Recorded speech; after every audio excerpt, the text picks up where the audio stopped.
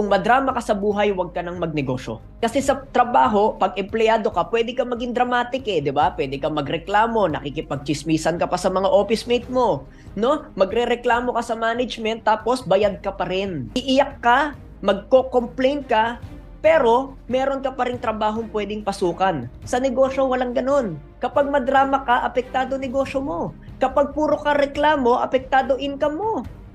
Therefore, there is no time and there is no season to be dramatic if you want to start a business. The only word that we accept in business is commitment. Ibig sabihin, doing whatever it takes, regardless of what happens in the economy, regardless of what happens in the society, regardless of what happens in the marketplace. Can you do whatever it takes to make you successful? Can you do whatever it takes to make your business profitable?